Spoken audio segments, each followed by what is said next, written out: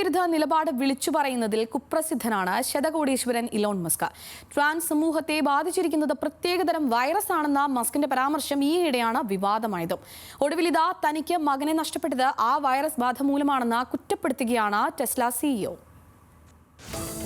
Canadian മനഃശാസ്ത്രജ്ഞനും യാഥാസ്ഥിതികവാദിയുമായ Jordan പീറ്റേഴ്സണുമായി നടത്തിയ television സംവാദത്തിലാണ് Elon Musk വിവാദ പ്രസ്താവന ആവർത്തിച്ചത്.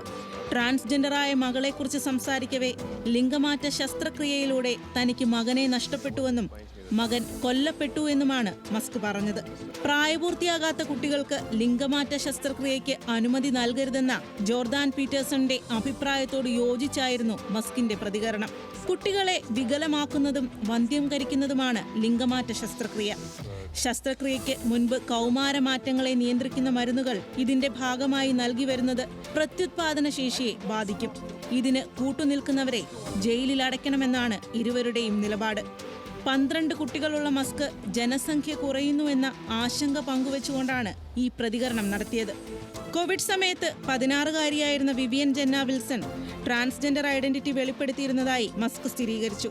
ഈ സമയത്താണ് ലിംഗമാറ്റ ശസ്ത്രക്രിയയ്ക്ക് മാതാപിതാക്കളിൽ നിന്ന് കുട്ടി അനുമതി പത്രം തേടിയത്.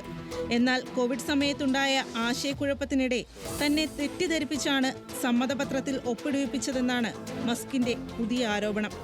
18-ാം വയസ്സിൽ അവസാന ശസ്ത്രക്രിയയ്ക്ക് വിധേയയായ വിവിയൻ 2022-ലാണ് തന്റെ ട്രാൻസ്വത്വം ലോകത്തിനു മുന്നിൽ വെളിപ്പെടുത്തിയത്. തുടർന്ന് പുതിയ ജനന സർട്ടിഫിക്കറ്റിന് അപേക്ഷിച്ച യുവതി സേവ്യർ എന്ന പേരുപേക്ഷിച്ച് വിവിയനായി മാറി. പേരിൽ നിന്ന് മസ്ക് നീക്കി. അമ്മയുടെ സർനെയിമായ വിൽസൺ എന്നതും സ്വീകരിച്ചു. പിതാവുമായി യാതൊരു ബന്ധുത്വത്തിനും താല്പര്യമില്ലെന്നും രേഖാമൂലം വിവിയൻ വ്യക്തമാക്കിയിരുന്നു. കുട്ടികളിലെ ട്രാൻസ്ജെൻഡർ സ്വത്വം തിരിച്ചറിയുന്ന പക്ഷം രക്ഷിതാക്കളെ അറിയിക്കേണ്ടതില്ലെന്നും LGBTQ+ വിഭാഗത്തിലുള്ള കുട്ടികൾക്ക് ആവശ്യമായ പിന്തുണയും സഹായവും സ്റ്റേറ്റ് ഡിപ്പാർട്ട്മെന്റുകളിൽ നിന്ന് നൽകണമെന്നുമുള്ള കാലിഫോർണിയ നിയമനിർമ്മാണത്തിന് പിന്നാലെ കാലിഫോർണിയ ആസ്ഥാനമായി പ്രവർത്തിക്കുന്ന എക്സും സ്പേസ് എക്സും ടെസ്ലയിൽ ലയിപ്പിച്ച് ടെക്സസിലേക്ക് പോകുമെന്ന് മസ്ക് പ്രഖ്യാപിച്ചിരുന്നു. ഇതിനു പിന്നാലെയാണ് സ്വന്തം മകളെ പരാമർശിച്ച് കൂടുതൽ ട്രാൻസ് വിരുദ്ധ പരാമർശങ്ങളുമായി ഇലോൺ മസ്ക് രംഗത്ത് വരുന്നത്.